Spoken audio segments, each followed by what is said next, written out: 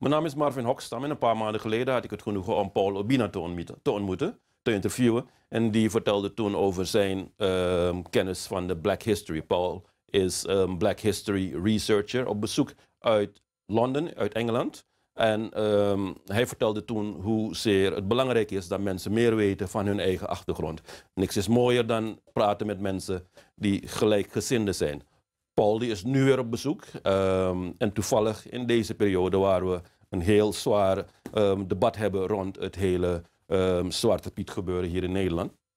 En hij heeft er een heel interessant perspectief over. Een perspectief waar ik denk dat de luisteraars, de kijkers meer over zouden mogen weten. Paul, welcome. How you doing? I'm very well, thank you. I didn't understand a damn word of what you said then, but yeah, I'm pleased to be here. It was flattering, don't worry. Thank you.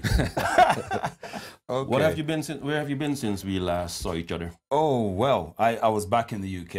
I've been going through some kind of personal changes. I've gone to Preston. I'm not in London. Oh, okay. I was in Preston, Manchester. I've been moving around there. I've been teaching again in Manchester, which has been very enjoyable. And yeah, I have a place there in Preston doing lots of research and linking with people from the USA, from here in the Netherlands as well. Mm-hmm. So I've been enjoying the time. How did you get into researching Black history? From my background, I'm actually, I can tell, I'm mixed parentage. My mother's English, my father's Igbo Nigerian, but never met him. Okay. And so my first day in school, as a 4-year-old in 1963, I was called a black bastard. You allowed to say that? Let's try. You didn't call me that then, did you? No, I didn't call you that. So anyway, I was called a black bastard, and I was 4 years old. I didn't know. I said, black, but what do you mean by that? Because I was adopted by a white family. Yeah. And so when I went home and asked my mum said that you're half English and you're half African. Okay. Yeah. So I always had this I became like flypaper for information and knowledge about anything to do with Africa, anything to do with people who look like. You see, I identified people who looked like me from about maybe 14 months old. My mother said. Yeah. So if I saw another child who looked like me, I'd say like me, like me. Yeah, yeah. But I didn't become black until I think it was the 4th of April, 1963. Okay. My first day in school. Yeah. And then my identity was formed from that as a kind of victim situation because the boy threatened to stab me with a petty knife, sorry. I stabbed you with my petty knife, you black bastard. And so, for real? Yeah. So he's a 4-year-old. So, you know, I was wondering about all that kind of stuff. So that my introduction to understanding Africa and understand Africans began very young, 4 years old. And because I was isolated in a white town, about 143,000 people, there were only kind of 6 of us who were on the road who were of color. Okay. So I a couple of black guys, 4 black guys, and then about 4 of us who were mixed. And you had a thirst for knowledge about your background. Yeah, because there was a void. Yeah. So I was always trying to fill the void. And so that's how I started driving and getting information, to seek information out. Okay. And how long have you been doing this as the entire thing that you do? Gosh, right about 36 years. Okay. Yeah. Okay. Makes me wonder how old you are then. Next birthday, I'll be 60. Okay. We don't crack, do we? I try not to. No, we don't. But you want to see my physical body, man. It's not a joke. It's not good. It's not good. And what have you done as a researcher? I mean, last time you were here, you presented the scroll. Yeah, well, I like to be very, very practical. And what I did was devise a timeline. It was from the work of Dr. Asa G. Hilliard. He did a timeline in a video I saw called Free Your Mind. And then he used it again in another one called Master Keys. Both of those are online. You can see them. Yep. And so what happened was he did a vertical timeline, and I prefer to go on the horizontal. Yeah. And so I put all the information onto a horizontal timeline. This is about 1991. And then it's gone through certain changes. I produced one in 2002. And started selling that, publishing it and selling it.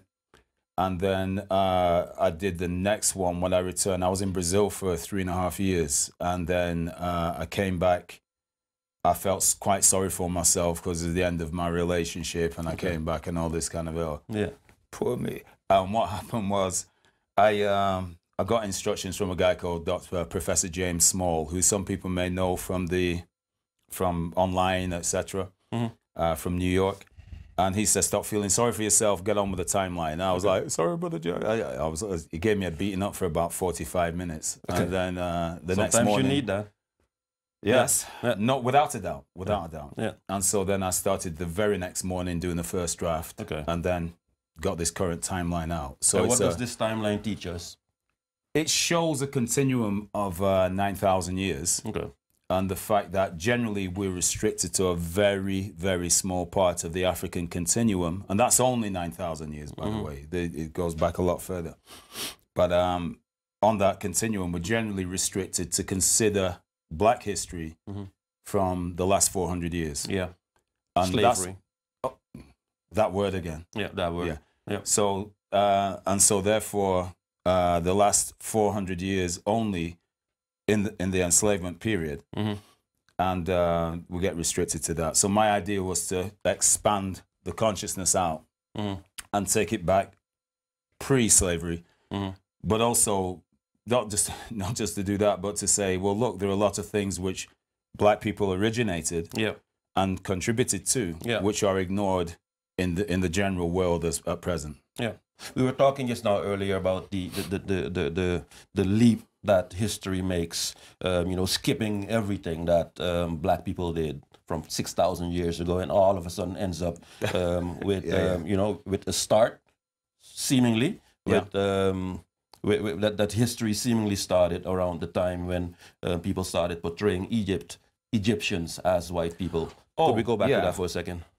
Well, it's a fascinating part because people keep arguing. I keep meeting Black people who keep saying Egyptians were Black. No. Egypt became a white nation, white-controlled nation. Yeah, that was the end of the political control of Kemet. The culture continued. The political control of Kemet? Kemet. Kemet is the old name for Egypt. Kem meaning literally black. It's where we get the name chemistry and alchemy from. Oh, okay. Yeah. Because we know that the chemicals Egyptians know, well, the Kemites knew about that, simply because they preserve skin, mummification. Yeah. But what happened is there was a point in history where the Persians, then the Greeks and Romans invaded Kemet. The political control by the Kemites ended, and then the Greeks took over. These are the Ptolemaic pharaohs. This is where we start talking about Cleopatra and people like that. At that time, that's the Roman period. So you see, what happens is we hear about Egypt. What happened was the culture continued. Yeah. Not the political control. The culture continues. Yeah. The Greeks and the Romans mummified themselves. Okay. They practiced the cultural practices of Kemet. Yeah. And so what happens is, if you go to a museum, this is a tip from Dr. Asa Hilliard. He said that you must always go with a date in mind of what period you're actually looking at. Otherwise, you'd be looking at Egyptian things, thinking it's the old stuff. And it's not, it's the new stuff. It's that context. Yeah. And so from that, there was a borrowing from Kemet into Greece.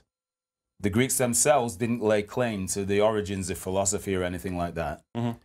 Then that is passed to Rome. The Roman Empire divides into two, the Eastern and the Western. The Eastern's known as the Byzantine Empire. And then the Western Empire falls. And then you enter a period that's called the Dark Ages. Yeah. That goes on until the medieval period, until round about 1066. In UK, we say 1066. But what happened was that information was adopted by the Arabs, who started to translate it. It goes into North Africa with the Moors.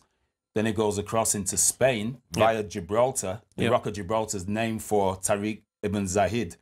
It means the Gibraltar Tariq, the mountain of Tariq. Okay. It goes into Spain. Yeah.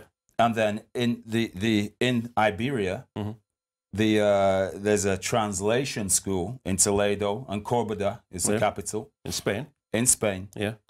Almost immediately, of course, the Europeans want to kick back. And so Spain starts to reduce. But then that knowledge was then accessed by Europe, and it fuels what we call the Renaissance. And the Renaissance, if that is Renaissance, that is Europe coming out of their dark ages. Then they get the Enlightenment, which many people from here in the Netherlands and Germany were involved in the development of, and then they skip straight back to Greece and say everything originated in Greece. So what happens is it's a very important part of history, the fact that we start to acknowledge the source of the roots of the knowledge. So Paul, you're here and you're in the Netherlands to give some presentations about Zwarte Piet, and you have an interesting take on that. If you could give us quickly what this take is, this historical take. I first saw Zwarte Piet in a chemist's shop, and I thought, why have they got a picture of a Moor there? And so the Moors are an interesting history. So what I'm going to do is come over. First of all, I'm going to be looking at racism and stereotyping as to why Zwarte Piet is considered negative. Secondly, I'm going to look at the flow of historical knowledge coming from Kemet via the Greece and Rome into Spain. And then finally, we're going to look at Zwarte Piet and ZP Moor. What I'm talking about is ZP Moor is the positive doppelganger of Zwarte Piet. That the Moors are the source of the knowledge that raised Holland, the Netherlands, out of the marshes. They brought the Spanish brought the Moorish technology to the Netherlands and raised it up.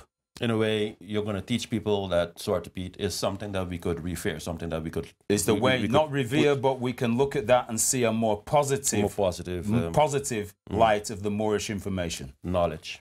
Knowledge is power. No, wisdom is power. Wisdom. Knowledge gives strength. Okay.